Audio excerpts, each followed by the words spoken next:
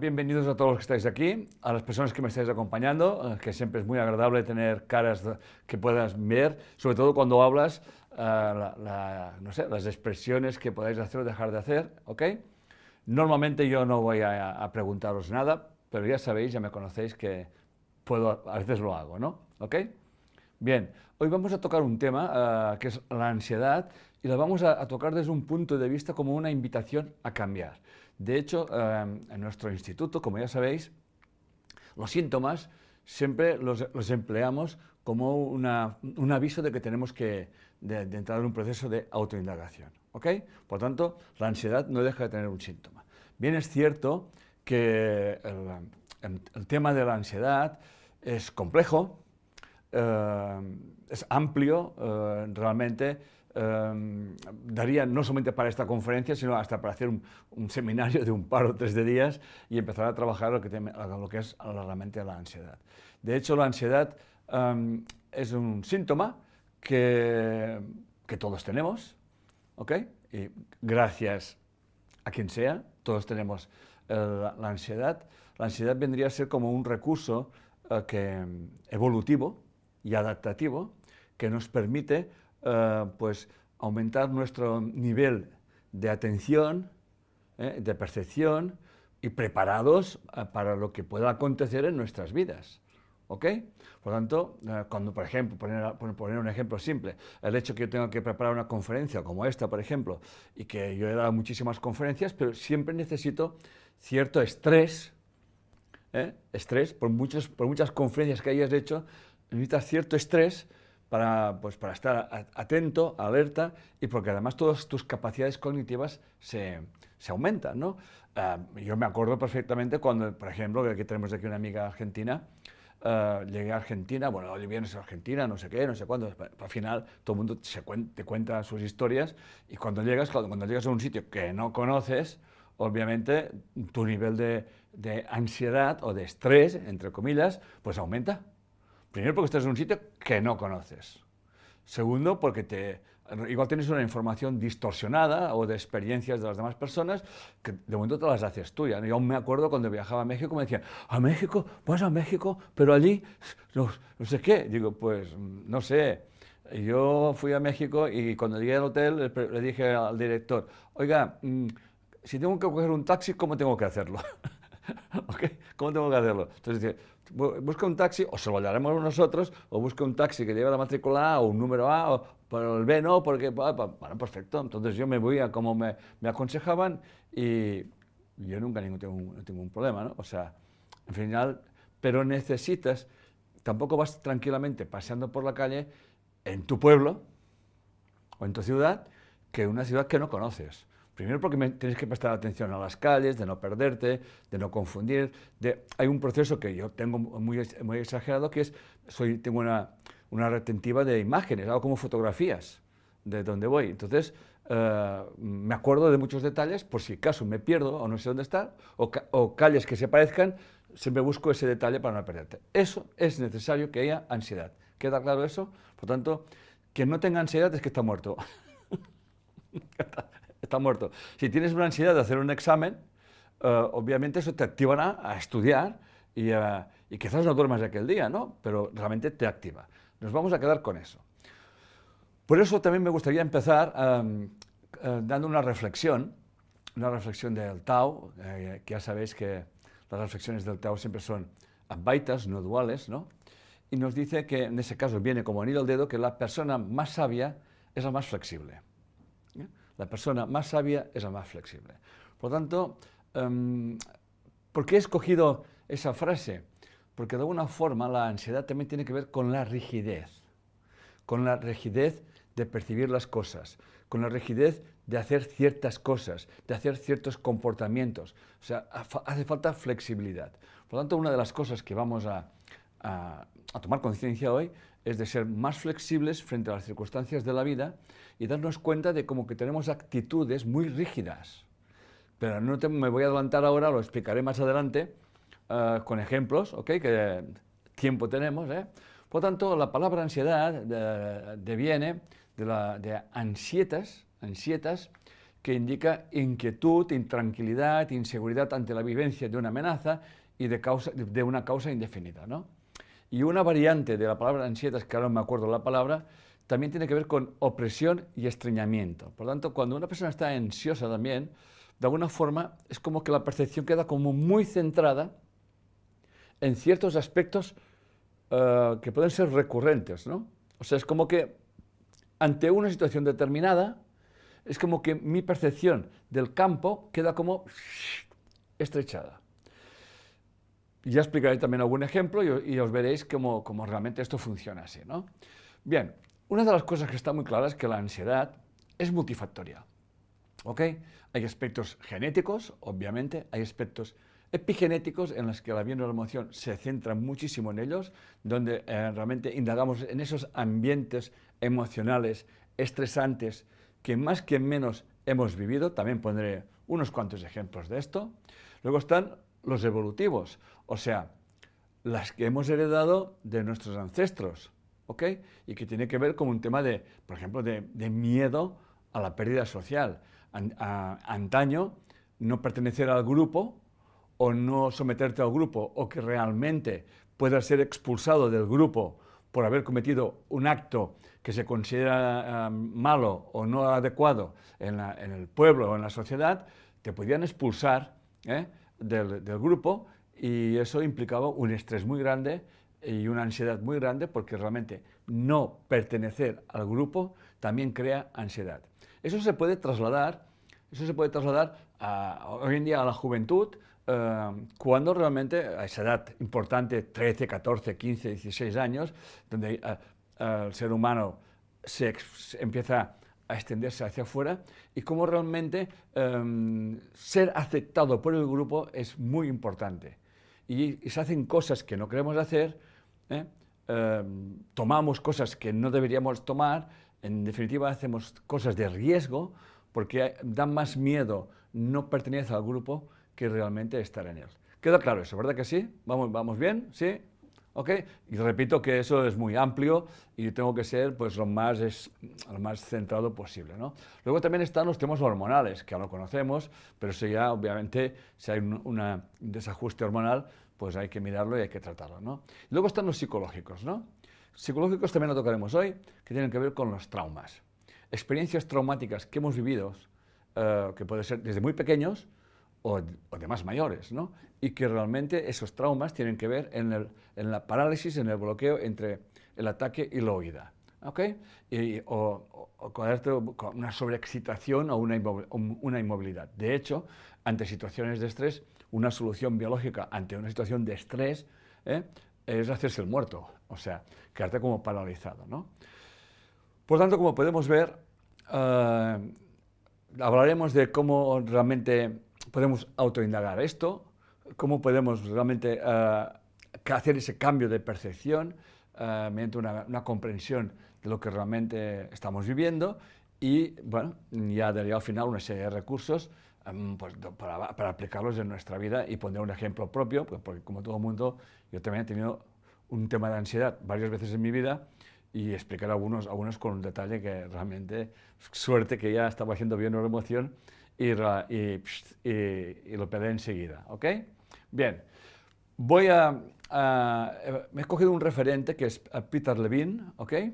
Y él nos dice lo siguiente sobre la ansiedad. Dice: la ansiedad es una adaptación evolutiva para potenciar la supervivencia. Es lo que explicaba antes, ¿ok?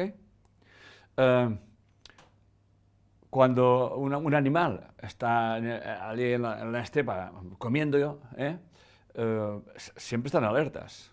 Tienen que tener un nivel de ansiedad para mantenerse, en caso de ataque del león o de la leona o de quien sea, depredador, uno pueda escaparse y huir.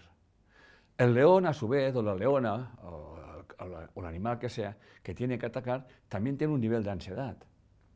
Porque si no está preparado físicamente para poder atrapar a la presa, le va a dar vida. Por tanto, fijaros bien que la ansiedad, lo que realmente vamos a hablar hoy es la capacidad de aprender a gestionar ese estrés y comprender qué es lo que me estoy impidiendo o qué es lo que realmente deseo hacer o me impiedo hacer, repito, o qué peligro estoy percibiendo, que puede ser un peligro real o simbólico, y de peligros simbólicos hay muchísimos. ¿Ok? Bien, por tanto dice, Lazarus en 1976 nos dice que la ansiedad es un fenómeno que se da en todas las personas y que bajo condiciones normales mejora el rendimiento, la adaptación al medio social, laboral o académico, que es lo que estoy explicando. Realmente, cuando tenemos un examen, uno se pone en estrés y si siente que tiene que aprobar, porque depende de aprobar, o una entrevista, depende de tener trabajo o de seguir adelante en el curso, obviamente genera un estado de ansiedad. ¿Ok? Por tanto, tiene la función que tiene la ansiedad, como vengo diciendo, es movilizarnos frente a situaciones amenazantes, preocupantes, para evitar el riesgo, neutralizarlo o asimilarlo o afrontarlo de una forma adecuada y de una forma realmente económica. ¿Ok? Siguiendo con Peter Levine, hay 3 o 4 tips que él siempre tiene muy presente, que uno es muy importante, es que la ansiedad tiene que ver con la pérdida de control. Eso por descontado. La pérdida de control. El otro, que también ya he apuntado anteriormente, tiene que ver con un trauma congelado, que busca manifestarse. Hablaré extensamente del trauma congelado, ¿ok? Que más que menos los tiene. Algunos son muy grandes, otros espero que hoy, con esa conferencia, la gente empiece a tomar conciencia de qué traumas congelados tenemos que nos hacen que nos comportemos de ciertas maneras en nuestra vida sin entender muy bien por qué. ¿Ok? Uno de los que vemos siempre es las relaciones interpersonales o las relaciones de pareja, que son de una forma determinada, y muchas veces tienen que ver con ese estrés, con ese trauma que hemos vivido en esos ambientes familiares, que de hecho en el tema de la ansiedad, aquí en Bien de Emoción nos vamos a centrar muy profundamente en qué ambientes emocionales hemos estado viviendo para tener ciertas respuestas que yo no entiendo para qué las tengo, pero que me generan un estado de estrés o de ansiedad. Dicho eso, una de las cosas que también explica Peter Levine es que la ansiedad es la dificultad que tienen nuestros dos cerebros, el de aquí y el de aquí, ¿ok? Los dos cerebros, porque cuando vivimos una experiencia traumática o muy estresante, recibimos la información desde nuestro primer cerebro, o, bueno, algunos le llaman el segundo, no importa, el primero sería este, pero de hecho creo que la medicina tradicional china habla de este como el primer cerebro. Entonces, como que cogen esa memoria, pero las reacciones tanto de un cerebro o tanto de otro son muy diferentes. Aquí hay una reacción visceral y aquí hay una reacción cognitiva, y muchísimas veces la respuesta cognitiva no cuadra con la respuesta visceral, y entonces la cosa queda congelada. También hablaremos de esto a lo largo de esa conferencia, que ya espero que os haya llamado la atención. ¿Vamos bien así? ¿Os ha llamado la atención a los que estamos hablando? Estoy haciendo un preámbulo solamente, ¿ok? Seguimos entonces. También, como decía anteriormente, la ansiedad se puede relacionar con el control o el miedo. De hecho, la ansiedad está muy relacionada con el control de lo que va a pasar mañana. Bueno, ¿qué os voy a decir yo de las noticias que nos dan? Que ahora, que si puede haber un ataque nuclear o que puede haber un ataque radioactivo. Y claro, todo eso, ¿qué creéis que está generando a la gente? ¿Tranquilidad? No creo que quede tranquilidad, ¿ok? Sino que en realidad está creando un estrés. Y de alguna forma tú quieres prevenir posibles riesgos, al menos para ti, para tu familia o para la gente que quieres, o en tu pueblo, en tu ciudad o donde sea, ¿no? Pero claro, estas noticias crean ansiedad, crean mucha ansiedad. Por ejemplo, cuando hubo aquella época, bueno, hace un tiempo, que se colgó Internet, yo no me enteré, o sea, se colgó Internet y yo no me enteré, pero resulta que la juventud, que no pueden dormir sin el celular, pues mucha gente tuvo ataques de ansiedad, porque se sintieron totalmente solos y desconectados. Esto es una respuesta muy biológica. Sentirse solo, sentirse fuera del grupo social, genera miedo. Claro, podéis decir, bueno, pero está en su casa, con su madre, con sus... No. El inconsciente no diferencia conectado con mis amigos que pueden estar viviendo en todas partes del mundo Y en aquel momento yo no me puedo poner en contacto con ellos. En una edad tan importante como puede ser la adolescencia o la juventud, ¿no? O sea, me siento desconectado. Y mucha gente tuvo ataque de ansiedad y seguramente creo que estuvo la cosa colgada un par de horas, no fue para más, ¿no? Por lo tanto, es un ejemplo maravilloso de cómo realmente la conexión social y la pérdida de conexión social genera peligro. Pero esto es evolutivo, ¿ok? Esto es evolutivo. Luego está también, y eso también es muy típico, las personas que están siempre con una preocupación excesiva. Preocuparse excesivamente de los demás. ¿Ok? Es más, también hablaré más adelante, de tener, o sea, estar más pendiente de las necesidades de los demás que los de uno mismo y empezar a hacer algo que ya me adelanto, es, aquí siento que no quiero y aquí siento que creo que debo. ¿Queda claro esto? Y esto es un bloqueo. Me voy a adelantar. Mi madre cada día me llama para decirme que papá llega borracho a casa. ¿Tú quieres escuchar a tu madre cada noche que te llama a tu casa cuando estás con tu marido y con tus hijos para que te cuente eso? Obviamente que no. Pero te obligas a hacerlo.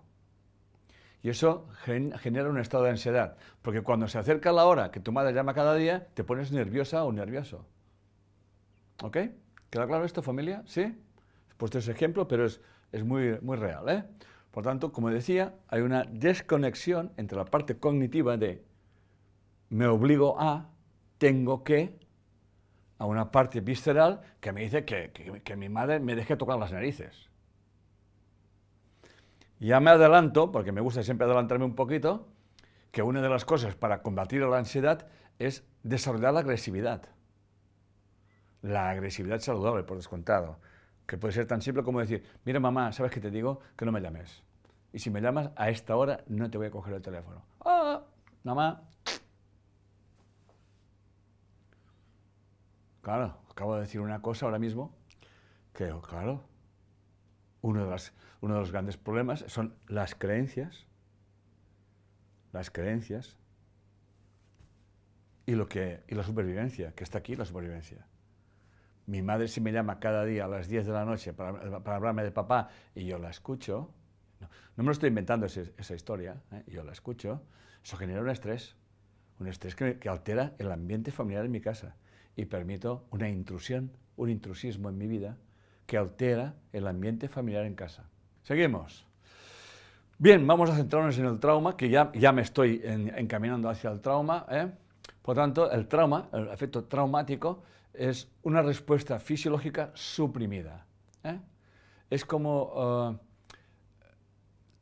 no tengo la capacidad de respuesta frente a una situación muy estresante.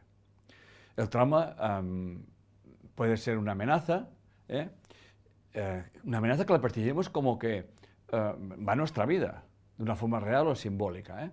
Entonces, obviamente, nuestro cuerpo, nuestra biología, genera una energía que es para huir o atacar. ¿Estamos? ¿Queda claro esto? Es como que estás en casa, allí solo en medio del bosque, un apartamento, que sea, no hay nadie, no hay vecinos, porque es fuera de temporada, y oyes un ruido fuera. ¿Ok? Y uno que es muy macho, sale allí, pero sale allí con un garrote. Todo se ha disparado. Necesaria la ansiedad para defender lo que tenga que defender. ¿Estamos? Eso es muy biológico. Es tremendamente biológico. Y todo se altera, hasta las pupilas se abren, estás todo pendiente de lo que hay que hacer. Pero si tú no puedes expresar este estrés, eso queda congelado entre esos dos cerebros, ¿ok? Y esa energía congelada, tarde o temprano, se acaba manifestando en forma de síntoma que le llamaremos ansiedad.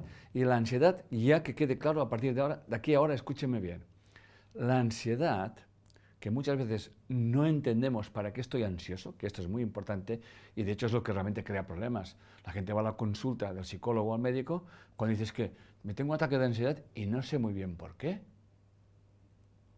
Ya explicaré que esa energía que queda congelada debido a unas experiencias más o menos traumáticas, siempre buscará la manera de salir. Por lo tanto, la ansiedad es una invitación a sacar esa energía que está congelada. ¿Queda claro eso, familia? ¿Ok? Por lo tanto, como decía, una de las cosas que enseñamos es a prestar atención a las sensaciones físicas que tenemos cuando estamos frente a una situación traumática, ¿ok? Y así ayudamos a descongelarlas. De hecho, muchas veces cuando hacemos un acompañamiento, la sensación física que percibimos en nuestro cliente, cuando vemos un cambio sabemos que estamos por buen camino porque, aunque la persona no lo comprenda o no lo entienda, estamos tocando un tema que siempre digo, touché, cuando la persona reacciona, ¿no? Como puede ser un desasosiego, un lloro, o ponerse la mano en la garganta, etcétera, etcétera, ¿no? O sea, realmente estamos entrando en el conflicto estresante, que muchas veces es traumatizante, ¿ok? Los traumas se mueven básicamente en 5 escenarios: la familia, la salud, la escuela o el trabajo, los vecinos y los accidentes, ¿ok? Repito, la familia, la salud, ¿ok? De hecho, la salud te puede generar un estrés importante si estás malo, claro está. La escuela o trabajo, que es lo mismo, los vecinos o los accidentes. De hecho, el tema de los vecinos ni os cuento, ¿no? Entonces, como decía, esos traumas queda congelado el ataque-huida. El ataque puede ser, oiga, señor vecino, ¿se quiere usted meterse en lo que le importa? ¿O puede usted parar la televisión, que son las 12 de la noche? ¿O tienen fiesta sin contar con los vecinos? ¿Les suena eso? ¿Les suena eso? ¿Estáis muertos, amigos míos? ¿Estáis muertos? ¿No os suena eso? Que tenéis un vecino que está ahí, se llega a las 12 de la noche o a la 1 y como si fuesen las 5 de la tarde, ¿sí? Y no te dan ganas de subir allí y cogerlo por el pescuezo y tal, ¿sí? ¿Ok? Por lo tanto, y eso es una intrusión. El descanso, tú no puedes descansar, es una intrusión. ¿Ok? Y eso puede llegar a generar un estrés continuo que te mantiene alerta.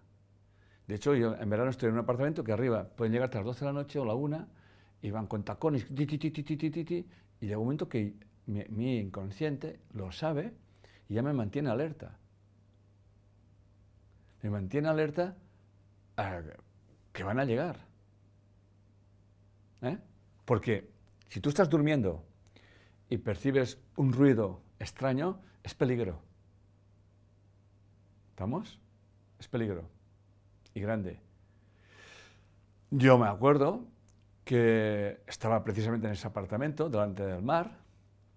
Hubo un terremoto, nivel bajo, y pegó un ruido que debían ser, no sé, las 3 o las 4 de la mañana. Bueno, ni te cuento, suerte de la ansiedad. Porque te levantas de la cama y te falta tiempo para saber a no sé dónde ir, pero bueno, pero de momento no te quedas en la cama. Y entonces quedamos mi mujer y yo, y a ver qué pasaba, ¿no? Entonces no vimos nada, hasta miramos el mar, por si había una especie de maremoto. Claro, empezamos. Yo me acuerdo que era de noche y lo veía clarísimo. O sea, era de noche y en cambio yo lo veía clarísimo. O sea, fijaros el estrés, ¿no? O sea, por lo tanto aquí la ansiedad me estaba salvando la vida. ¿Queda claro eso? Porque si tenía que salir corriendo para montañas de arriba, porque venía un maremoto, salía para arriba, piernas para qué os quiero, ¿no? Con toda la adrenalina a toda pastilla. ¿Va quedando claro eso? O sea, aquí el peligro es evidente, pero para nuestro inconsciente el peligro muchas veces es imaginario. como puede ser que piensas o sientes que vas a perder el trabajo. Perder el trabajo es como perder la capacidad de vivir, de alimentarse. Y eso genera estrés y genera ansiedad. Por ejemplo, las personas que tienen contratos temporales, cuando se les acaba, he tenido clientes así, cuando se les acaba el contrato o les quedan 3 meses para acabarse el contrato, empiezan a estar ansiosos. Ay, ¿y si no me remuevan? ¿Y si no sé qué? ¿Y si no sé cuánto? Tal y cual. Y yo siempre acabo diciendo lo mismo. Digo, ¿arregla alguna cosa ponerte ansioso? ¿Arregla algo? No arregla nada. Además, cuando firmaste el contrato, ya sabías que era para un año el contrato. Y si no, bueno, entonces aquí está la bioneuroemoción, que enseñamos a comprender que todas las experiencias tienen su razón de ser y cómo gestionarlas. Se llama inteligencia emocional. ¿Ok? Bien. He puesto aquí un ejemplo genérico de familia, de estrés de familia, que de alguna forma ya he hablado anteriormente, pero voy a reencuadrarlo. Estar excesivamente preocupados por las demandas familiares, vivir la vida de los demás. Luego está el intrusismo familiar que explicaba, la madre que está llamando cada 2 por 3, ¿no?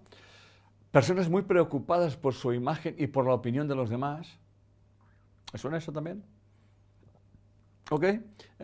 Por tanto, como decía antes, hay que recuperar esa agresividad saludable que consiste en decir, hasta aquí, yo te quiero mucho y como te quiero tanto, no te cojo el teléfono tú, por ejemplo, ¿no?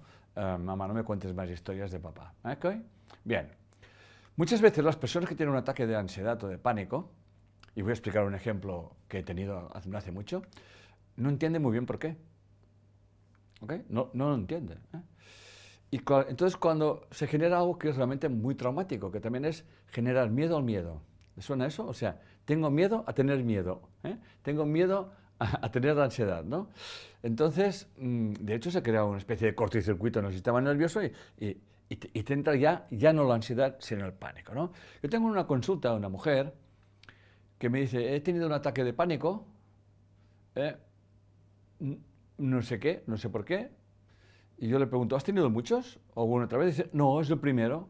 Y como ya te conozco y tal y cual, pues, pum, y voy a llamar a Enrique y que me haga un acompañamiento de ver qué pasa aquí, ¿no? Entonces, como que hacemos en bioneuroemoción, buscamos los ambientes, ¿no? El ambiente, a ver, ¿en qué ambiente se te ha dado ese ataque de pánico? ¿Ok? ¿Qué estás haciendo? Y me dice, pues, hubo una historia de mi familia, creo que había un pariente que se había puesto enfermo, o se había muerto la abuela, tal y cual, y esa es la historia que ella se contaba para explicar el ataque de pánico. Y digo, esto no es. Este es el ambiente. Entonces yo dije, con ese tema de que la abuela, creo que es la abuela que se murió, ¿qué pasó? Bueno, obviamente hubo estrés. Bueno, pues yo estoy a punto de casarme, estoy con mi futura pareja, en casa, no sé con quién, creo que es con su madre, o aparte, en la casa de él era. Entonces, bueno, pues hubo un poco de estrés, y pues fueron allí, etcétera, etcétera, etcétera, ¿no? Entonces tenía que volver a casa después de la ceremonia, del entierro, de lo que fuera, tenía que volver otra vez a casa, pero esta vez no iba a casa con su novio, sino que iba a casa de su madre. Atención, ¿te dio el estrés, el pánico, cuando ibas a casa a tu madre? Pero eso muchas veces has ido a casa de tu madre, le pregunté yo. Dice, sí, pero no sé por qué.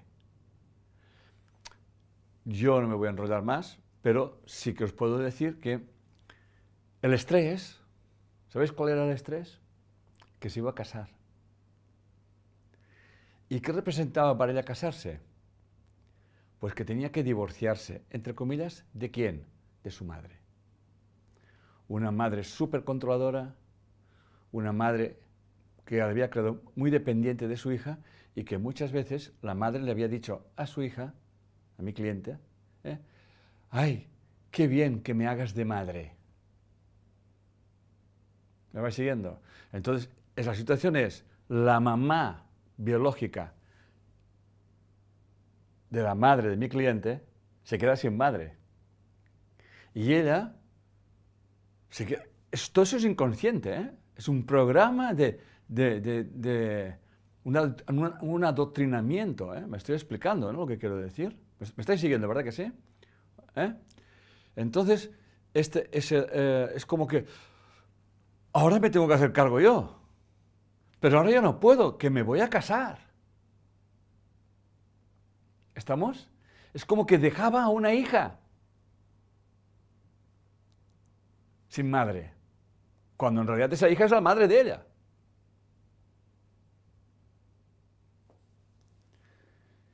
Es así. Es así. El inconsciente ya sabéis que es no dual, ¿ok? Es inocente, ¿ok? Y por lo tanto, bueno, lo real y lo imaginario es lo mismo. Por lo tanto, que yo pueda ser madre de mi madre, pues, no pasa nada, puede ser, si tú lo vives así, ¿ok? ¿Lo veis? Fue tomar conciencia de eso, se acabó. Es más, realmente su pareja sintió y me lo agradeció, porque no sé qué hiciste, pero mi mujer como que lo ha gestionado muy bien. Y la cosa es tan simple porque es tomar conciencia de que esa respuesta de ansiedad y de pánico tiene que ver con una superresponsabilidad, ¿ok? Con unas quejas de una madre muy sobreprotectora, porque precisamente la madre de esta persona, de mi clienta, también tenía una madre que también la dejó como pasando de ella. O sea, tenemos una hija con carencia de madre, ¿me vais siguiendo? Como todo se repite, y tiene una hija que le proyecta, que se pasa de madre y proyecta en la hija que sea la madre de ella, ¿no? O sea, explico esto, o sea, sé que es muy rápido, tal, pero o sea, os lo explico para que veáis la sutilidad que puede haber un estrés, cómo realmente es muy sutil, ¿no?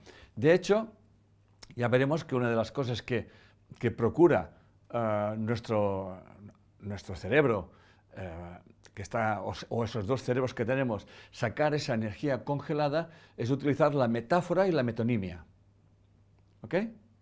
Utilizar la metáfora, lo que es parecido, y lo que es el significado. En ese caso parecido, era más una metonimia, era el significado, era un tema de madres.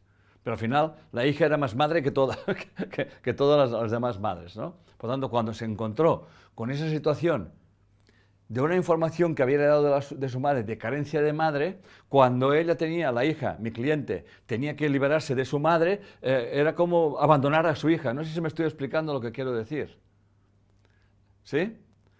Yo os agradezco que estéis aquí delante mío porque, claro, explicar eso sin recibir un feedback vuestro es como que, no sé si me estoy explicando. Es que es más complicado explicarlo que realmente cuando lo ves dices, ostras, claro. Queda claro eso, ¿verdad que sí? Eso sería la metonimia, ¿no? Que es uno de los aspectos que utiliza nuestro inconsciente para liberar esa energía, que sería el significado. Y la metáfora, buscar cosas parecidas, ambientes parecidos. ¿Ok? Entonces, ya explicaré ejemplos, ya no os preocupéis que explicaré más ejemplos, pero estoy explicando ahora y bueno, a medida que yo te lo voy explicando, obviamente estoy desarrollando la comprensión de la ansiedad. Por eso es tan importante la autoindagación frente a una situación que tenemos ansiedad o nos sentimos como que nuestro corazón palpita o que se nos altera la respiración o que tengo las manos sudorosas. Todo eso es muy importante. De hecho, yo en Bioneuromoción lo he utilizado mucho, ahora ya no, porque lo hemos evolucionado, ¿no? Pero antaño, hablo de unos 5, 6, 10 años, cuando me decían a mí, ¿cuál es el motivo de consulta? Ansiedad. Yo les decía, no tengo ni idea de lo que es.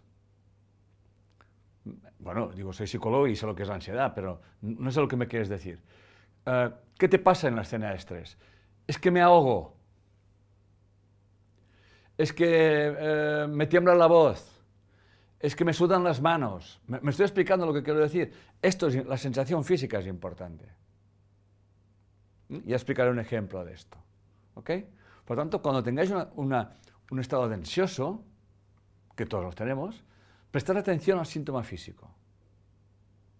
Porque eso tiene que ver tiene que ver con el estrés que está congelado o el posible trauma congelado. Que cuando hablo de trauma tampoco estoy hablando del trauma, que los hay, que los hay. Los traumas realmente pueden ser muy paralizantes cuando esos traumas son de juventud. Bueno, te pueden marcar toda tu vida y hacer elecciones realmente traumáticas. ¿Va quedando claro? Pues, hablando de esto, ahí tengo el ejemplo puesto aquí en mi PowerPoint, ¿ok? Es un ejemplo que no es mío, lo tuvo mi hijo David. Entonces, me gustó mucho. Digo, mira, este ejemplo que lo explicó también en una especie de entrevista donde se le preguntó sobre la ansiedad. Dice, tengo una cliente que viene a mi consulta que tiene su síntoma es ahogo. ¿Ok? Ahogo. Me ahogo, pierdo la respiración. Bien, yo voy a resumir, el ambiente es, mis padres se divorcian cuando tenía yo 2 años, mi madre se vuelve a casar con un hombre que realmente es violento y abusivo. En Bioneuroemoción entrañaríamos, ya estaríamos para que una mujer se case con un hombre violento y abusivo, ahí tenemos una persona que también tiene problemas de respeto, de valoración, etcétera, etcétera. ¿Okay? Como diría la doctora Inma Sanchís, creo que se llama, el violento y el violentado siempre se acaban encontrando en su vida. Eso es muy importante. Bien, pero aquí no vamos a entrar en ese caso, en ese momento no vamos a entrar en esto. Muy bien, entonces la escena traumática es la siguiente. Ella debe tener, es pequeña, igual tiene 4, 5, 6 años, no me acuerdo. ¿Ok? Está en el cuarto de sus padres y se está pintando los labios, por tanto debía estar en esa edad, 6, 7, lo digo por mi nieta que tiene esa edad y le gusta eso, debía ser por esa edad. Entonces, claro, ella se pinta los labios y como niña que es, pues quiere saber cómo pasa, ¿no? Y besa la pared blanca del dormitorio de sus padres. La besa para ver de eso. Y en esas llega el padrastro y la ve. Le pega un meneo tan bestia que la coge por el cuello, la saca fuera de la galería, desde un 6º piso, y dice, la próxima vez que hagas una cosa de esas, ya sabes lo que te va a pasar. Allí está su hermano mayor, que ve esto. Ya os podéis imaginar el estrés que tiene. Un poco más mayor. Pero como hombre que es, y es muy típico de los hombres, él no hace nada, pero sabe que va a hacer algo. Entonces lo que hace es cuando llega mamá, se lo cuenta. ¿Qué pasa? Nada. No pasa nada. Por lo tanto, automáticamente, los hijos viven un estado traumático y de indefensión. ¿Queda claro esto? ¿Ok? Y para que veáis que es tan violento como el que hace la violencia, como una persona que no hace nada frente a un estado de violencia y además atacando a sus hijos. Porque los hijos no eran de él, no eran del padrastro. Yo sé que ahora mismo, con ese ejemplo que pongo, más de uno está dándole vueltas a la cabeza. ¿Ok? ¿Me siguen? ¿Verdad que sí? Porque claro, que más que menos ha habido situaciones estresantes. Yo, sin ir más lejos, soy el mayor, bueno, era el mayor de 10 hermanos, obviamente ahora ya cada uno hace lo que quiere en su vida. Y viví situaciones realmente muy jodidas. Yo aún me acuerdo de mi hermana, la que seguía, que podía tener 6 años. Nuestra madre le dio dinero para que fuera al mercado a recoger un paquete de comida y mi hermana perdió el dinero. No os voy a explicar la que se lió en mi casa. Por lo tanto, de alguna forma, yo viví un trauma. Mi hermana, obviamente, también. Pero yo era el hermano mayor y me quedé como que eso me ha marcado mucho en mi vida. Pero cuando he tomado conciencia, le he dado la salida a esto, pues me ha convertido, o me ha ayudado a convertirme en lo que yo soy. En cómo gestionar el dinero, en gestionar el alimento, etcétera, etcétera. Uno de los estreses que también he heredado es que en mi casa no había comida para todo el mundo. Y en aquella época ser el mayor, ¿qué representaba? Pues el que tenía que dar ejemplo, o el que no comía. Me acuerdo cuando conocí a mi segunda mujer, ella le gusta tener la nevera, el frigo vacío. Pero a ella le gusta tener el frigo vacío porque viene de una familia donde tenían un frigorífico enorme que tenían toda la comida porque eran carniceros. ¿Me van siguiendo? Y se casa con un hombre que tenía el frigorífico y ya estaba vacío. Y me acuerdo que una de las primeras trifulcas que teníamos ella y yo es: ¿quieres hacer el favor de llenar la nevera? Hasta que uno comprende que estás proyectando una necesidad. Frigorífico vacío es ansiedad, es muerte. ¿Me vais siguiendo? Estoy explicando esos detalles que parecen una tontería, pero que no lo son. ¿Estamos? No lo son. Son muy sutiles. Y normalmente esos estreses, esos traumas se fabrican en edades tempranas. ¿Estamos? Me acuerdo de un chico que tenía también un ambiente estresante. Por eso siempre soy tan lacerante cuando digo: oiga, señoras, señores, no permiten un ambiente estresante en casa de miedo cuando hay niños pequeños. Si se quieren matar, se matan solos fuera. Porque eso queda grabado. Ese chico estuvo tartamudo durante mucho tiempo. ¿Por qué?, me preguntarán. Porque viendo a un hombre pegar a su madre, ¿me siguen? Él, una solución biológica, ¿cuál es?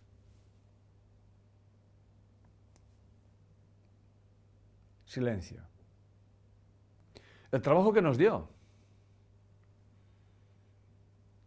El trabajo que nos dio. Bueno, al final no conseguimos que hablase bien, pero conseguimos que hablase mucho mejor. Porque tomó conciencia de todo esto. Por lo tanto, en esa conferencia que estoy explicando, les estoy invitando a ir reflexionando hasta qué punto tenemos historias congeladas, traumatizantes, que pueden ser muy sutiles, que no nos acordemos de nada, pero que cuando encuentran una situación tal, por ejemplo, yo me acuerdo también, ahora me vienen ejemplos de consultas, ¿no? Una señora que no soportaba que alguien hablase con la voz en alto. Se ponía muy nerviosa. Pero resulta que su historia familiar es que sus padres eran muy violentos. Al final sacaron a la niña y se la llevaron con la abuela, y la abuela no hablaba ni que la matasen. Y ella no hablaba, pero se sentía tranquila y cómoda. ¿Entienden eso? El hecho de no poder hablar ya le estaba bien, porque había aprendido también a callar. Y no soportaba. Se ponía ansiosa, como un ataque hasta de pánico, cuando alguien, perdía como la razón, cuando alguien hablaba más fuerte. ¿Sí? Por lo tanto, la invitación en esa conferencia es que todos empecemos a buscar esas situaciones, las indaguemos, como explicaremos, y hasta ver hasta dónde llegamos. ¿Ok? Muy bien. Luego están también hablando de eso, de los engramas. El engrama son, vamos a llamar, conexiones neurológicas que se dedican a guardar una situación importante en tu vida. Pero las guardan porque el cerebro guarda las experiencias, sobre todo guarda las experiencias que son o muy agradables o que son muy traumáticas. ¿Entienden? ¿Por qué? Si tú vas por una calle oscura que huele a café y te asaltan, ¿ok? Puede ser que desarrolles, que cuando huelas a café te alteres o no lo soportes, porque oler a café es peligro. ¿Queda claro esto? Son ejemplos, todos son ejemplos reales, ¿eh? O sea, ahora tengo un brainstorming aquí en mi cabeza que me van viniendo ejemplos, ¿no? que he tenido. Eso cuando estaba operando digo: ahora no te acuerdas de ningún ejemplo. Yo me he dicho, tranquilo, te saldrán en la conferencia. ¿Por qué? Gracias al estrés. De estar aquí, me activo en eso y entonces mi mente empieza a darme recursos. Eso funciona siempre así. ¿Ok? Siempre funciona así. Entonces, un ambiente también estresante, padre violento, la mamá está lavando unos platos, no sé qué, se gira y rompe un jarrón, llega el marido, se pone nerviosa, ¿ok? Peligro, quiere cerrar el grifo, no sé qué, ordenar, hay un jarrón con unas rosas, gira, se rompe, llega el marido y le pega un meneo y gritos tal y cual, y la niña está allí con 3 o 4 años, ¿no? Y se queda, obviamente, paralizada.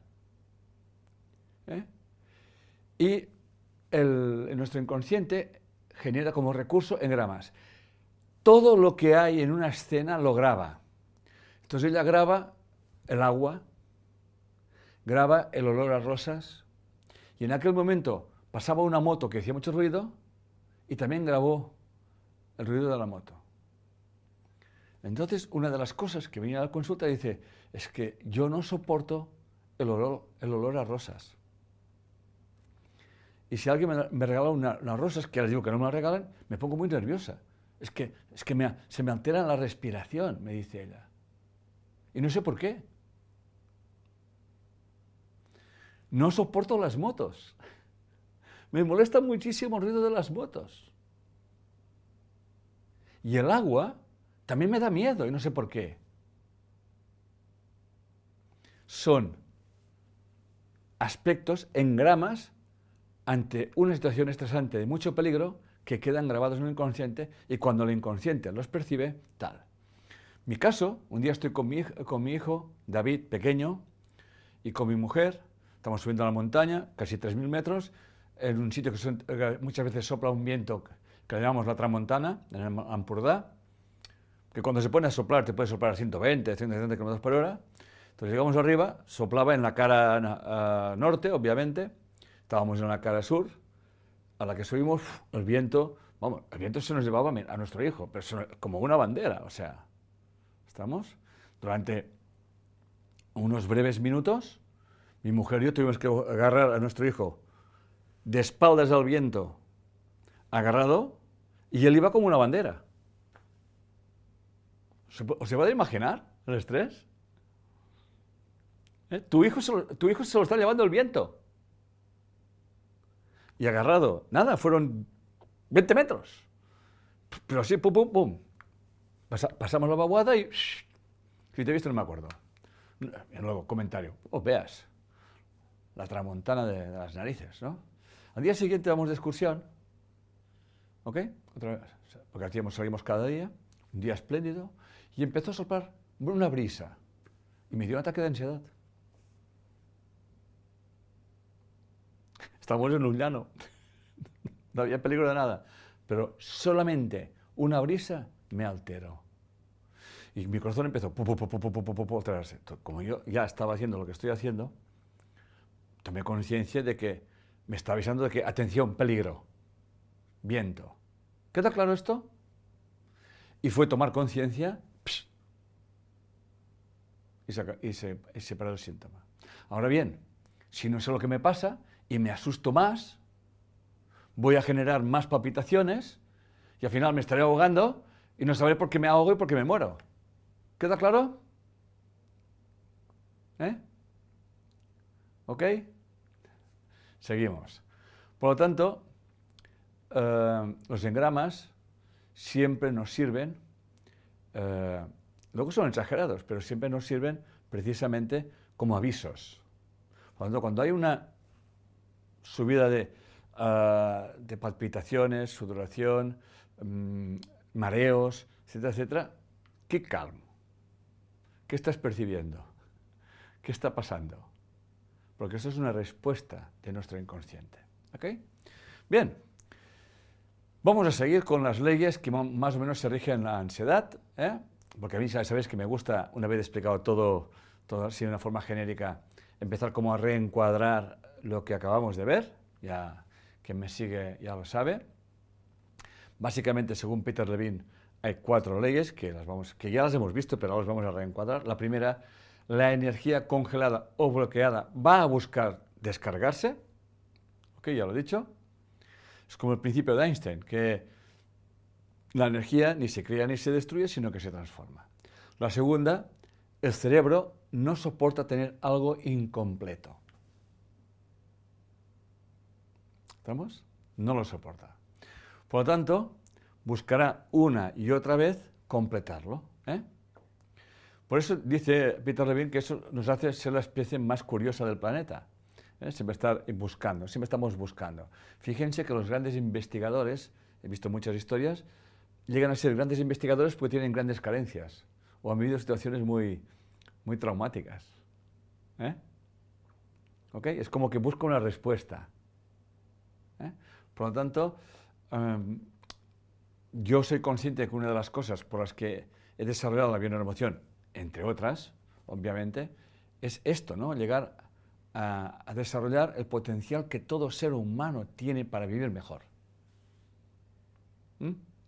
Tenemos un potencial enorme y lo tenemos, nuestras capacidades son estrechas así y estamos abriendo, ¿no? Esa conciencia de unidad, la comprensión de lo que estamos haciendo aquí ahora, etcétera. Darnos cuenta de que cómo nuestros programas inconscientes que hemos heredado, cómo condicionan nuestra vida, cómo condicionan nuestras reacciones emocionales, cómo realmente creemos que nuestras reacciones emocionales son verdad y encima cómo creemos que nuestras reacciones emocionales están provocadas por el otro, cuando el otro lo único que hace es, como otro ejemplo que ahora me viene a la memoria, que viene un chico y me dice, yo otro día estaba, mi mujer hacía poco que había fallecido. Entonces vino un amigo y me dijo, tío, ya está bien, vete a tomar unas cervezas conmigo, aunque sea tomar unas cervezas conmigo en el bar de siempre, ¿no? Y sí, fueron allí y se encontraron unas amigas, se saludaron, él dio 2 besos a una chica y tuvo que salir corriendo. Pero corriendo. Porque el corazón se le empezó a alterar, no sabía lo que y se fue corriendo. Y se quedó aquí, no entendía. Hizo sus interpretaciones, sus historias, etcétera, etcétera. Vino a la consulta y resulta que la chica la cual le presentaron y le dio 2 besos, llevaba el mismo perfume que su exmujer. Bueno, su mujer, la que falleció. Por lo tanto, el olor de aquel perfume significaba pérdida, muerte. Es así de sutil. Ya sabemos que nuestro inconsciente es totalmente irracional. ¿Estamos? Graba las situaciones y las manifiesta, las expresa. El tercero sería, el cerebro utiliza la metáfora, tal como explicaba antes, el parecido, y la metonimia, el significado, para descargar esa tensión almacenada o acumulada. ¿Ok? Por lo tanto, buscará escenas parecidas para hacer una reacción de esta energía. De hecho, si ustedes observan cuando hacemos un acompañamiento, vamos a provocar esto. Vamos a provocar un cambio de conciencia, una reacción, ¿no? Cuando tú comprendes, ostras, esto no lo había visto así, eso estás liberando energía. Y por tanto estás cambiando tus emociones y por tanto estás cambiando tus percepciones, ¿no? ¿Ok? Bien. Y la cuarta es, la ansiedad se descarga por ciclos, o sea, no se descarga a la vez. De hecho, la teoría del poder colectivo de las sensaciones nos habla de esto, ¿no? A prestar atención, que lo he dicho antes, a las sensaciones corporales, no rechazarlas. Si hace falta te apartas, pero te quedas pendiente de tu reacción corporal frente a la situación que crees que se ha activado. ¿Qué se ha activado? ¿Qué he visto? ¿Qué ambiente había? Que tú no te recuerdas, pero allí está. ¿Ok? ¿Sí? Y obviamente el cuerpo siempre habla, lo que la mente calla, el cuerpo habla, y luego aquí ya entramos de lleno la importancia de mis percepciones que están realmente matizando, condicionando mi forma de ver y entender la vida. ¿Ok? ¿Va quedando claro esto? Pues seguimos. Bien, vamos a enfocarnos ahora en los recursos del inconsciente, la metáfora y la metonimia, para que quede más claro. Creo que he puesto 2 o 3 ejemplos, ¿ok? Bien, la metáfora, como he dicho, es buscar algo semejante, ¿no? Y ya he explicado viento en la montaña, que es la metáfora. La calle parecida, que cuando me atracaron o cuando tuve un susto, cualquier calle que me lo recuerde, es como que me altera. Eso me ha pasado a mí. O sea, porque estás recordando aquellas historias, ¿ok? La metonimia, obviamente, ya he explicado también un caso, el perfume de la mujer, ¿ok? También el del olor a las rosas. El papá fumaba. El hecho de que mi papá, por ejemplo, sea agresivo y fume mucho, cuando estoy frente a alguien que fuma, yo me altero. Porque el olor a tabaco, para mí inconsciente, es peligro. ¿Estamos? ¿Queda claro esto? Sería la metáfora y la metonimia. Y eso lo hace constantemente. Y los engramas, tal como os explicaba.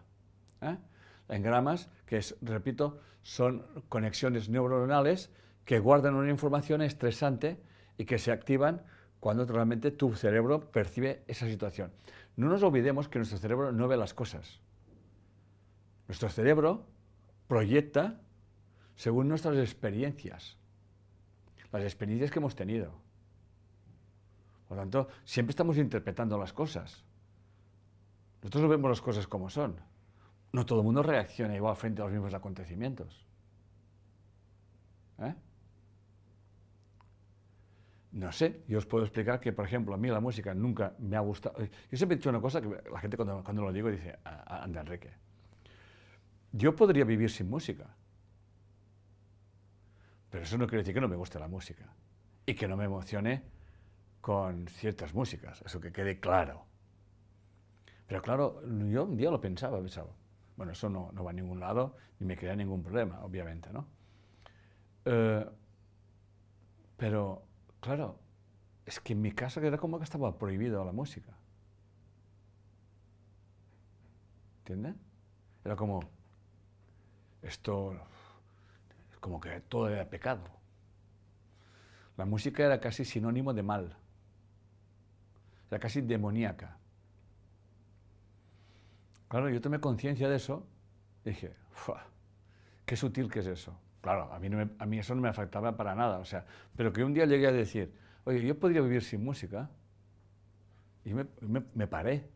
Digo, coño, pues será que tú no te has emocionado con músicas. Ciertamente es así. Pero ¿para qué he dicho esto? Entonces eso me llevó a la indagación. ¿Queda claro eso cuando te encuentras ante una situación de, a ver, estoy percibiendo? O sea, no hay cosa más sabia que ser consciente de que estás percibiendo siempre. Y que esas percepciones tienen que ver con... El cerebro crea interpretaciones en función de las experiencias. Y la mayoría de las experiencias que realmente condicionan nuestra vida son las que en epigenética nos explica, los ambientes emocionales estresantes. Muy bien. Por lo tanto, hay que relacionar las sensaciones con el trauma, lo estoy explicando, ¿no? Darnos cuenta de qué imágenes vienen, el significado que le estoy dando, ¿ok?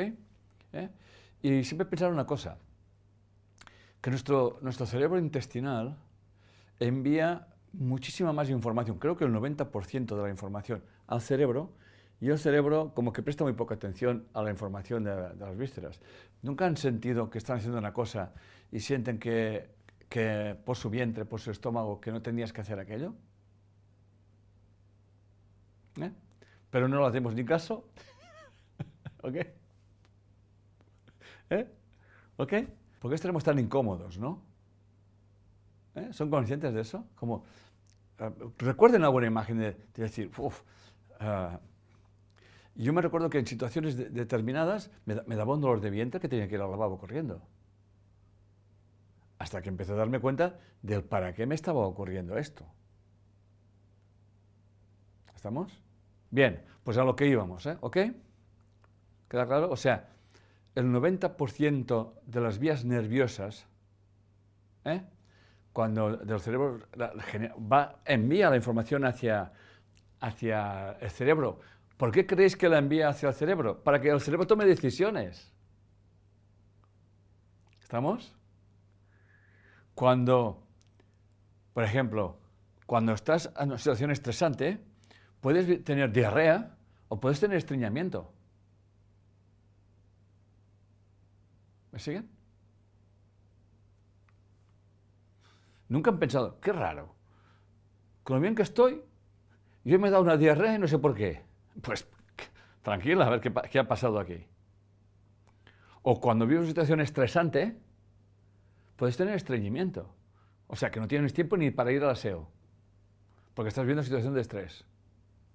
O sea, ¿nunca han oído esa frase, es que no tengo tiempo ni para orinar? Pues anda que no dice nada esa frase. No tengo tiempo ni para comer, o ni para ir al lavabo, o al aseo. Yo se lo he oído. O salir una persona corriendo al lavabo y dice, es que tengo que orinar sí o sí, porque si no me orino encima, ¿no? Pues todas esas historias son generadas de estrés y bueno, pueden generar, son la respuesta de un trauma y que pueden generar mucha ansiedad. ¿Bien? Bien, siguiendo con Peter Levine, nos hace una reflexión con todo eso que acabo de explicar, que es la siguiente: si no podemos hacer las sacudidas que hacen los animales cuando están estresados para sacarse el trauma, podemos hacer aquello que ellos no pueden hacer, ser conscientes de nuestra experiencia interna. Por lo tanto, las percepciones corporales siempre nos ayudarán, obviamente, a guiarnos en la integración. Como también diría Peter Levine, dice, el trauma es un 3x1, o sea, 3 efectos y una oportunidad. ¿Ok? Los efectos es el shock o el bloqueo del sistema nervioso. Entonces el otro sería el deseo que tiene el cuerpo de descargar esa energía acumulada. O sea, eso imagínense por un momento, es como yo vivo en una situación de estrés, tengo que salir corriendo, pero me impido correr. Quédense con eso. Tengo que salir corriendo, pero me impido correr. Pero si yo tengo que salir corriendo, mi cerebro ya está generando la energía para huir. Pero no corro, no voy a correr. Se me queda congelada y va a salir. Esa energía va a salir. Y van a salir a través de sensaciones físicas. Y el otro efecto es la culpa, la vergüenza, la envidia, en fin, toda una serie de reacciones emocionales. Y la oportunidad es obviamente lo que estoy explicando, o sea, coger todas esas reacciones, todas esas sensaciones, todas esas experiencias emocionales que tienes, observarlas y tomar conciencia del para qué realmente estoy viviendo yo esta situación. ¿Ok? Bien, vamos a ver eso desde la bioneuroemoción, la importancia de la introspección. También he hecho aquí unos tips importantes para ir, obviamente, centrando todo esto. Desarrollar una conciencia que observa, porque una conciencia que observa sin juicios, entendiendo que observa reacciones, observa experiencias, observa situaciones estresantes, etcétera, etcétera, ¿ok? Esta autoobservación, el simple hecho de estar observando como disociado lo que estoy viendo, ya estoy generando un cambio neurológico en mi vida, o sea, en mi cerebro, que me permite reinterpretar las cosas de otra manera, ¿no? ¿Ok? Por lo tanto, muchas veces nos hemos quedado inmovilizados porque hay un recurso inconsciente que es la muerte aparente, y eso nos puede llevar a problemas de sueño, miedo a los aviones, fobias, etc. Yo una de las fobias que tenía era los ascensores.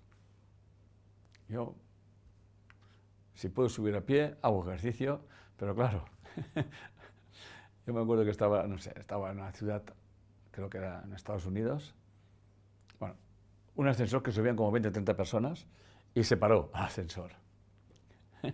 Allí hubo más de uno que se puso muy nervioso y yo, curiosamente, mantuve la calma. Yo mantuve la calma, ¿no? Y hasta me sorprendí. Luego, cuando el ascensor se puso enseguida en marcha y hizo la primera parada, media gente del ascensor se bajó. O sea, digo, ya me subo andando, ¿no? Luego eso se me repitió otra vez. Eso creo que era en Ecuador. Pero allí estábamos mi mujer y yo, ¿no? Entonces el ascensor era muy grande y dije, bueno, pues voy a llamar, tal y cual, ¿no? Pero eso me di cuenta, tomé conciencia de que estar en un lugar cerrado para mí es muy peligroso. Y entonces, indagando, cuando mi madre estaba embarazada de mí, ¿ok? Se puso muy enferma y realmente tenía miedo de que yo me muriese. ¿Estamos? Pero estas sensaciones y este miedo, ¿quién creéis que las recibía? Un servidor. ¿Estamos? Es más, cuando ya era mayorcito, mi madre me había llegado a decir que mucha gente decía, ojalá no nazca porque igual nace tontito. Bueno, tontito he nacido. Es un tontito raro, pero... ¿eh? O sea, porque todo el mundo se pensaba que no nacería bien. Bueno, no sé si he nacido bien, pero nací. Nací. ¿Eh? Pero fue tomar conciencia de eso. Y aunque a mí subir a los ascensores no me gusta, pero no me crea ni un ataque de ansiedad. No sé si me estoy explicando. ¿Ok? O sea, estar en un sitio cerrado es como no tengo salida. Fue tomar conciencia de eso y bueno, lo gestionó. Obviamente, si donde tengo que subir son 2 pisos o 3, yo subo a pie. Pero si son 25, no. Cojo un ascensor. ¿Queda claro esto? Bien, seguimos. Y luego está lo que es importante en los ambientes epigenéticos, que ya estoy centrado en ello, los ambientes emocionales, estresantes. Y el doctor Yehuda dice lo siguiente. Es muy importante comprender, estoy leyendo textualmente, es muy importante comprender que los efectos epigenéticos son una combinación de efectos negativos y efectos positivos que pueden transmitirse de padres a hijos. Si un padre puede transmitir un efecto a su descendencia, la razón puede no ser perpetuar un efecto negativo.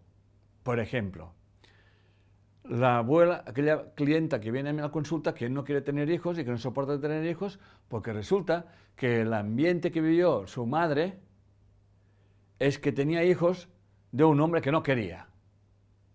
Y eso lo vivía como negativo. ¿Queda claro esto? Entonces, esa mujer puede tener hijos pues como que le estresa. ¿Sí? ¿Me siguen? ¿Ok? Y sigue él, dice.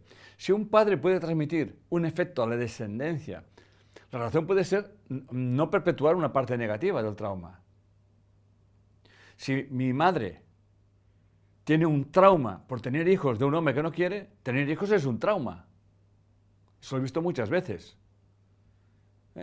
De hijas que no quieren tener hijos. ¿Estamos? Y no saben por qué. Te dicen, yo no quiero tener hijos. Bueno, no pasa nada. ¿Ok? Sino preparar a la descendencia y brindarles herramientas para enfrentar mejor el medio ambiente. En definitiva, este estrés, esa historia, está hablando mucho de ti y de qué información hay. ¿Ok? Por lo tanto, heredamos muchas veces los traumas de nuestros padres. Por no decir casi siempre. Por eso, en el grupo de Kerry Ressler, profesor de la Harvard Medical School, nos dice que se hicieron unos experimentos donde los miedos de los padres se pueden heredar hasta la 3ª o la 4ª generación, y lo hicieron con ratoncitos. Cogieron ratones macho, creo que eran, les condicionaron a tener una reacción de miedo frente a un olor determinado, ¿ok? Luego los separaron, hicieron inseminación in vitro, o sea, a las hembras, o sea, de tal forma que las hembras no tenían el contacto y no aprendían esto. ¿Me estoy explicando? O sea, por lo tanto, no fue un aprendizaje conductual. Y se dieron cuenta que estos ratoncitos los fueron mezclando, los iban siguiendo y todos tenían miedo a aquel olor. Esto es muy fuerte, pero es así, hay estudios. El grupo de Kerry Ressler con K de kilo, y Ressler con 2 S, L-E-R. Lo digo por si queréis indagar sobre ella, ¿no? fijaros hasta qué punto los traumas de nuestros padres, los que vivieron, los miedos que vivieron, se transmiten de generación en generación. Por ejemplo, mi hija no quiere tener hijos. ¿Alguien sabe por qué? Yo era mayor de 10. Y yo me acuerdo que decía cosas como, yo no voy a tener hijos, porque yo hice de padre de muchos de mis hermanos. ¿Me siguen? Luego, obviamente, eso cambió. Y no solamente tengo hijos, más hijos, bueno, tengo un hijo, pero sino que asumí ser padre de los hijos de mi mujer. Además, tengo un exceso de ser padre de todo el mundo. Es más, mucha gente proyecta en mí como que están viendo a su padre, ¿no? ¿Eh? Bien, llevo esa información, pero bueno, soy consciente de ello y eso no me turba. ¿Estamos? Pero mi hija no, lo tiene clarísimo. Quizás no lo sepa ella, pero ella no quiere tener hijos. Y no los va a tener, claro está. ¿Queda claro esto? Y eso no es bueno ni malo, faltaría más, pero muchas veces tomamos decisiones, tenemos comportamientos irracionales, tenemos reacciones emocionales que no comprendemos y están condicionadas por la epigenética, por los ambientes que hemos vivido. Raquel Yeruda, la doctora Raquel Yeruda, nos habla de unos estudios de los estreses que pasaron la gente que sobrevivió al holocausto de los nazis, donde hay gente que puede vivir casi sin comer. En ese caso es ventajoso. ¿Ok? Muy bien. Por lo tanto, he escogido un paradigma que fue un trabajo de David y me ha gustado mucho y lo he escogido. El paradigma de padres ausentes versus padres abusivos. ¿Suena eso? Que lo hemos visto, mamá muy presente o mamá ausente, papá muy presente, papá abusivo. ¿Ok? Aquí genera un caldo de cultivo a los hijos que ni os cuento, solamente hago un pequeño resumen, ¿no? Dice, por ejemplo, papás ausentes o papás abusivos, como hemos explicado en un caso anterior, obviamente genera una inseguridad. O sea, un niño, una niña que viva con un ambiente estresante, padres gritones, que se pelean y que golpes de puerta, etcétera, etcétera, para un niño pequeño, los padres es la máxima seguridad que hay. ¿Sí? Luego está la otra parte, que es estar siempre protegiendo al niño. Y esto es otra violencia. Lo haces excesivamente dependiente. ¿Estamos? Pero también uno de los problemas está el tema de los apegos, ¿no? El apego, entonces puede surgir un apego a mamá.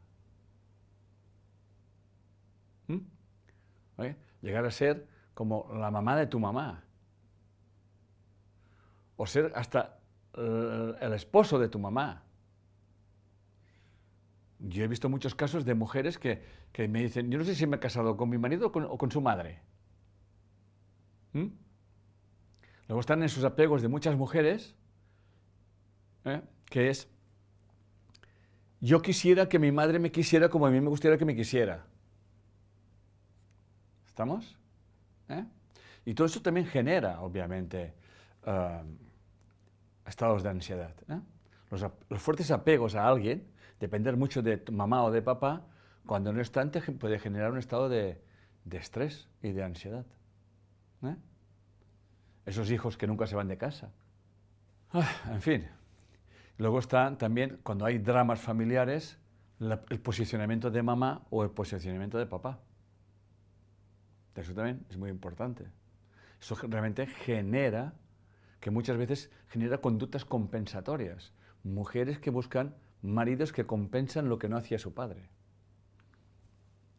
Por ejemplo, mi mujer, la que estoy casada actualmente, tenía un marido que nunca estaba en casa. Y ahora tiene un marido que no viaja sin ella. Y me acuerdo que un día estaba su madre y dije, bueno, ¿y Enric está contigo? Y dice, mamá, el otro día salió de viaje por trabajo a Italia y cogió el último avión a las 12 de la noche para estar aquí conmigo la noche, porque no me quería dejar sola en casa. Y mi suegra dijo, ay niña, qué suerte que has tenido. Bueno, suerte no lo sé, pero ahí está. También es verdad que eso también es un exceso, que en 35 años que llevamos viviendo juntos habremos estado separados 7 veces. En 35 años. Mira que hay días. Hay días, ¿eh? Y estamos nos discutimos, me faltaría más, ¿no? Pero siempre las aguas vuelven a su cauce rápidamente, ¿no? Porque ella tiene su carácter, yo tengo el mío, y punto. ¿Ok? ¿Queda claro esto? ¿Sí? Bueno, yo siempre he dicho que mi mujer me ha dado, y digo dado porque son las que paren, bueno, un hijo que realmente ha dado sentido a mi vida. Y curiosamente está recogiendo mi legado, cosa que hicimos todo lo posible para que no fuera así. Pero al final un día, oye, le dije yo, si quieres venir al instituto y colaborar y ayudarme mientras encuentras trabajo, pues ya puedes venir. Y no solamente vino con su novia, que ahora es su mujer y ahora es la directora, sino que... Pero nunca pusimos esta intención, ni yo ni él. Es más, siempre dije, cuando te quieres marchar te vas y punto. Bien. Hablando, ahora metiéndonos más con mamá, pues también puede generar hijas muy dependientes de su madre, hijas que permiten el intrusismo de sus madres y que realmente que no saben pedir ayuda por ellas mismas, ¿no? ¿Ok? También aquellas madres de sonrisas y lágrimas, ¿no? Y, bueno, y madres que soportan violencias en casa, cuando su aguante también.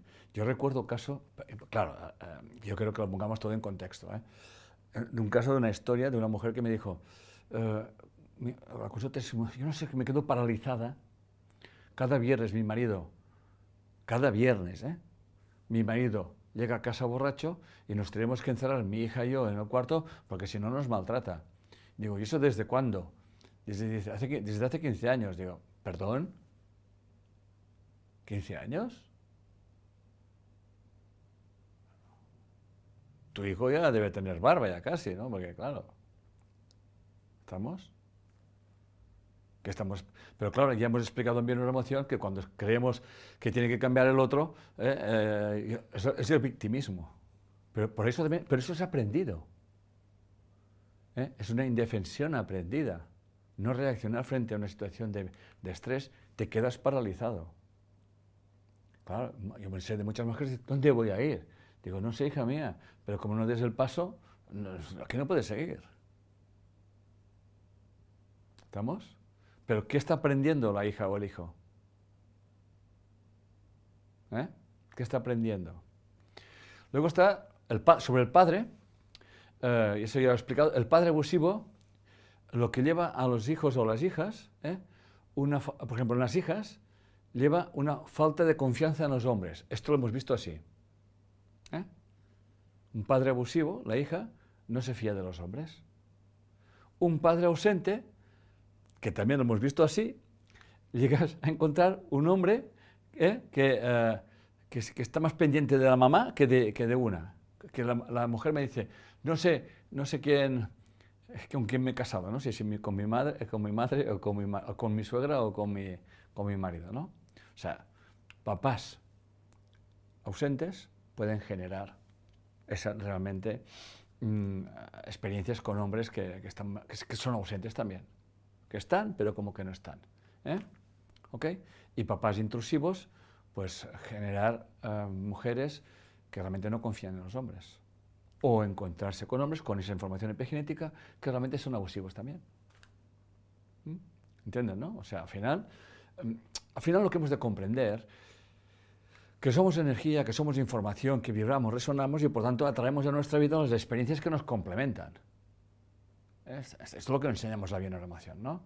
Por tanto, hay que tener siempre presente la importancia de las creencias y del cerebro visceral. Yo tengo un ejemplo sobre eso, sobre las creencias y los bloqueos, que es que una mujer tiene ansiedad cuando tiene que ir a casa de sus suegros. Y de hecho, me lo dice. Y yo le digo, bueno, pero ¿qué pasa con tus suegros? Dice, bueno, pasar, no pasa nada, ¿no? Pero claro, ¿qué pasa? Pues hay una suegra que siempre está pendiente de ella, la imagen que tiene, etcétera, etcétera, ¿no? Se siente como juzgada o controlada por su suegra, ¿no? Y lleva una creencia de que hay que cuidar a los padres. Tuvo que cuidar a sus padres, por tanto, cuando ya sus padres ya no estaban en este mundo, entonces cuando iban a ver a los suegros, que creo que la madre no estaba bien, la madre de su marido no estaba bien, ella le entraba ansiedad, porque tenía que cuidar, veía que tenía que volver a cuidar otra vez, cuando en realidad eso siempre le estresó. ¿Me estoy explicando lo que quiero decir? O sea, y comprendió que ir a ver a los suegros era peligroso, era peligroso ir a ver a los suegros. ¿Estamos? ¿Ok? Luego están esas frases también lapidarias de la mamá, cuídate de los hombres que te pueden hacer mucho daño, ¿no? ¿Ok? O el tema aquello de los gritos que también ya he explicado. ¿Va quedando claro? Repito, en esta conferencia estoy realmente tocando temas y no profundizando mucho en ellos, pero más o menos para que todos tengamos conciencia de que la ansiedad es un recurso adaptativo frente a situaciones de estrés, ¿ok? Ataque o huida, ¿ok? Si tú ves que viene alguien que te puede hacer daño, o te preparas para defenderte o preparas para salir corriendo. Y te quedas bloqueado. No hay ni ataque ni huida. Así. Así. Por creencias. Por sentir que no sabes qué hacer. Y entonces ese ambiente estresante influye en las personas que viven en ese ambiente, que a su vez reaccionan complementando esas historias. Mujer que es obligada a casarse con un hombre por aquellas cosas que pasaban antes, que es mucho más mayor y le da asco, y obviamente tiene una hija de ese matrimonio, y esa hija tiene dos hijas más, o sea, las nietas de esa señora, que no soportan a los hombres. ¿Estamos? ¿Lo ven? ¿Cómo realmente? ¿Por qué? Porque los hombres son peligrosos. Porque hay un estado de estrés y de ansiedad y bloqueada además. ¿Va quedando claro esto? Por lo tanto, la autoindagación nos permite comprender, he hecho unos tips, comprender nuestra percepción de todos los elementos que conforman una experiencia, aprender o sea, con ese cambio de percepción producimos un cambio emocional y por tanto podemos reescribir nuestra historia. De hecho, eso lo decía la doctora Naturaleza Mateo. Si yo soy capaz de mirar una situación estresante desde otra perspectiva, desde esta comprensión que estamos explicando hoy aquí, automáticamente esto me permitirá reescribir mi vida. ¿Qué es lo que hacemos en bioneuroemoción? Viajamos con esa nueva conciencia, vamos a buscar las escenas traumatizantes, las vamos a ver desde otros ojos, desde la comprensión, y luego ya las cosas cambian. Y hacerse preguntas reflexivas como, ¿qué es lo que más me molesta? ¿Qué quiero cambiar? ¿Qué estoy proyectando? ¿Qué experiencias viví en mis primeros años? ¿Ok? Y sobre todo, cuestionarte las historias que te cuentas para seguir aguantando la historia. ¿Qué me cuento para seguir aguantando al pendejo de mi marido o al pendejo de mi mujer? Que me la está pegando con otro o con otra, o que cuando se le dices alguna cosa se pone a chillar y me quedo paralizada. ¿Qué me recuerda esto? Por lo tanto, no tienes allí... bueno, de hecho tienes allí un maestro que te permite conocerte a ti mismo y tomar decisiones coherentes. Muy bien. Por lo tanto, una de las claves que enseñamos en bioneuroemoción para reducir el estrés se llama la inversión de pensamiento. Yo estoy siempre proyectándome. ¿Para qué estoy viendo esa experiencia? ¿Para qué yo me he enamorado o me he relacionado con esta situación y con esas personas? Eso tiene que ver conmigo. hago esa inversión de pensamiento. Entonces, si el de delante no me respeta, quien tiene que aprenderse a respetarse soy yo.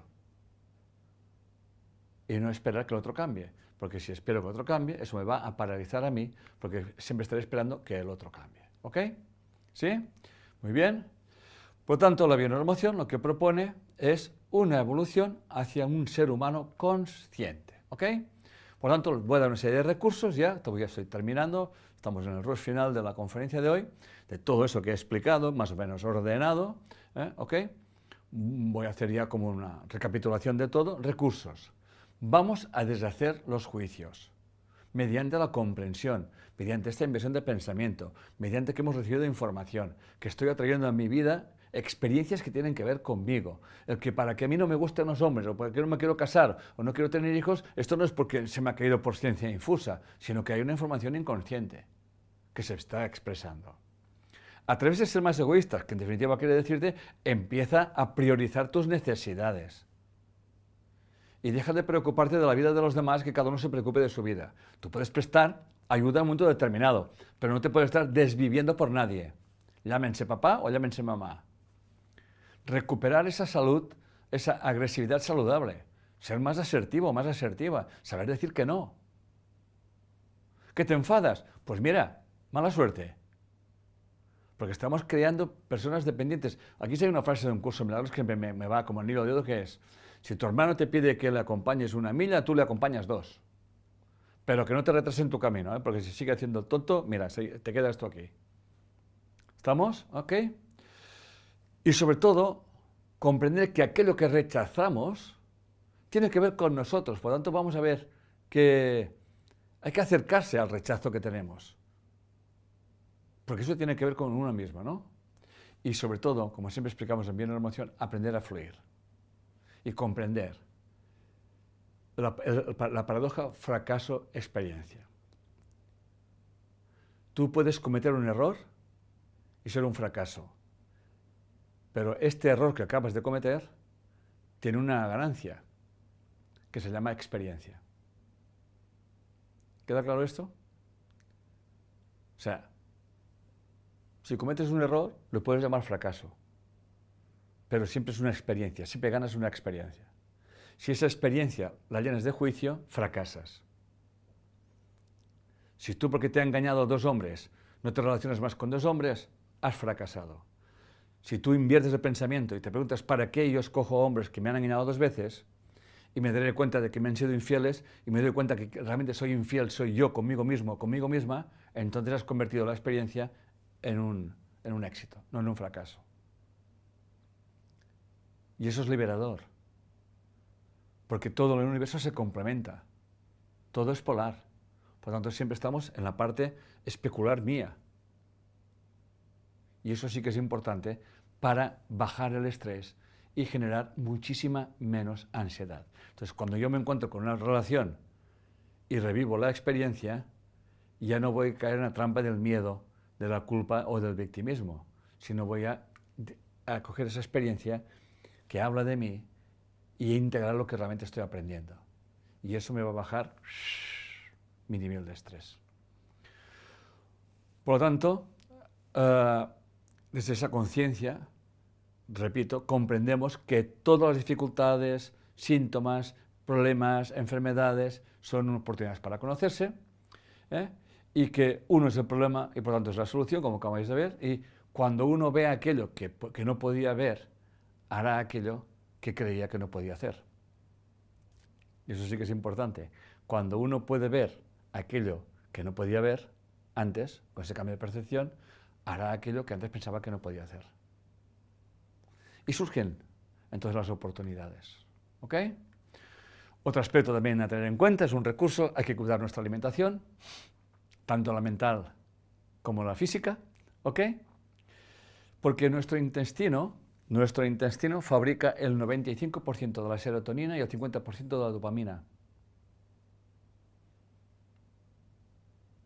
Sí, sí. Nuestro intestino fabrica el 95% de la serotonina y el 50% de la dopamina. Atención a los alimentos. Hay que vigilar siempre las carnes rojas, tiene que haber más más verde que proteína, ¿ok? Vigilar los lácteos, vigilar los glútenes y toda una serie de cosas que realmente te pueden inflamar el intestino y por lo tanto generar también problemas de generación de esas sustancias endógenas tan importantes como son la serotonina y la dopamina, tan importantes para superar situaciones de estrés o situaciones depresivos o de estado de ánimo. No estoy diciendo que aquí sea la solución, pero yo he encontrado aquí mucha solución en esto. ¿Ok? Bien, ya estoy terminando. Dice, cuando, leo textualmente una reflexión mía, cuando haces un cambio de conciencia gracias a un cambio de percepción, los cambios en tu vida te vienen solos. ¿Ok? Bien, familia, hasta aquí la conferencia de hoy. Ya sé que era un tema complejo y muy actual, pero al final la cosa está muy simple de somos información, esa información la proyectamos constantemente en nuestra vida. Las situaciones traumáticas siempre buscarán salidas, que cuando tenemos una reacción emocional del tipo que me pasa, que me respiro así, que me ahogo ante ciertas situaciones, es porque mi inconsciente está utilizando la metáfora y la metonimia para ir sacando esa energía que en su día se quedó congelada. ¿Ok? Estoy haciendo ya una recapitulación final de todo eso. Y por lo tanto, con esa comprensión, te das cuenta. Bueno, ahora me viene a la memoria un ejemplo de alguien que tenía miedo de atravesar un puente. Y cuando llegaba a un puente lo tenía que pasar corriendo. Luego descubrimos que tenía un familiar que se tiró de un puente para suicidarse. Me he acordado ahora mismo. Por lo tanto, cuando empiezas a comprender el para qué suceden las cosas, resulta que haces un cambio de percepción, el estrés está allí, pero ese estrés lo puedes sostener y entonces encuentras recursos que antes no creías. Y entonces te das cuenta que la ansiedad, en definitiva, te viene a ayudar. Por lo tanto, el título de la conferencia de hoy es La ansiedad, una oportunidad para el cambio. Muchas gracias por estar aquí, por acompañarme y nos vemos. Un beso.